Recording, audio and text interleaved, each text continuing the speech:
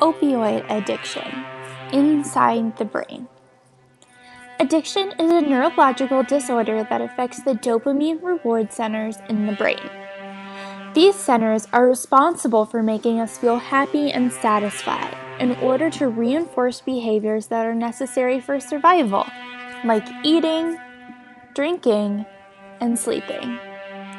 For example, the dopamine reward centers in the brain ensure that when you are thirsty, that you drink water because you know that you will feel satisfied afterwards. This makes the activity of drinking water pleasurable so that you will repeat the activity whenever you are thirsty. Opioids hijack this reward system and trick the brain into seeing opioids as necessary for survival in order to feel good. An opioid is a medication prescribed to relieve pain.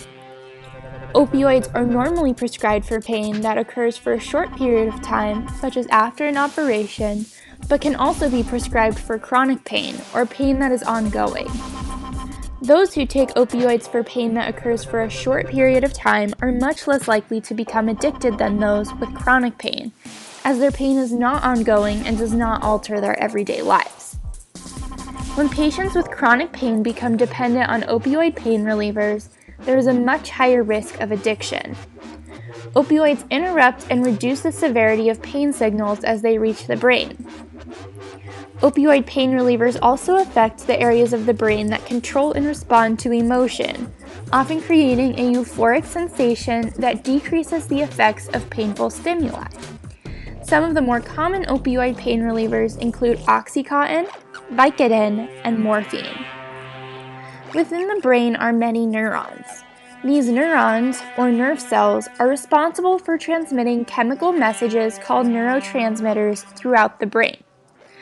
When a neuron is stimulated, it sends an electrical impulse called an action potential to the end of the neuron, called the nerve terminal. The nerve terminal has the presynaptic neuron. Here, the neurotransmitter called dopamine is released and binds to a set number of receptors across the space between the presynaptic neuron and the postsynaptic neuron. This space is called a synapse.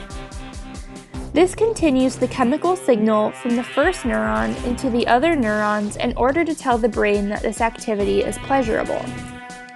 When the dopamine binds to the receptors across the nerve terminal, they must be released into the synapse and are taken back into the original neuron through a special protein called a vesicle.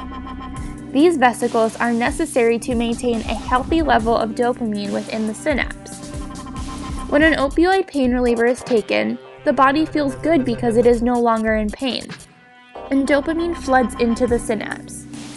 Opioids can bind to the vesicles, causing dopamine to build up to abnormally high levels within the synapse. This sends an intense electrical signal to overstimulate the dopamine reward center, causing the feeling of euphoria within the user.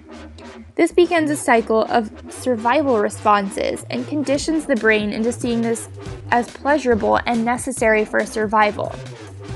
To combat this, the brain adds more vesicles to remove the excess of dopamine within the synapse. This means that the user needs more of the opioid in order to achieve the original level of euphoria that they felt, since the dopamine is being removed at a greater rate. This cycle continues, and eventually, unsafe levels of the opioid are needed to feel normal. Everyday activities are no longer satisfying because it takes such a high level of dopamine to fill a synapse, and opioids are required to simply get straight or feel normal. At this stage of the addiction, many users will take extreme levels of the opioid and feel compelled to take it, no matter the consequences. This often leads to an overdose in order to feel normal. Since opioids are central nervous system, or CNS depressants, they slow the patient's heart rate and respiration. This causes oxygen to travel through the bloodstream at a slower rate than normal.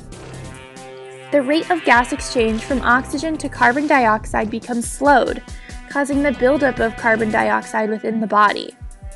In extreme cases, respiratory depression caused by CNS depressions will cause the patient's breaths to become so slow that they eventually stop, and oxygen cannot reach the brain. This has the potential to cause brain damage or even sudden death. While someone who is healthy will normally have a breathing rate of 12 to 20 breaths per minute, someone experiencing respiratory depression due to opioid overdose will have a breathing rate that may drop below 10 breaths per minute. This indicates that the oxygen saturation, or amount of oxygen within the patient's blood, has dropped below a safe 95% oxygen saturation.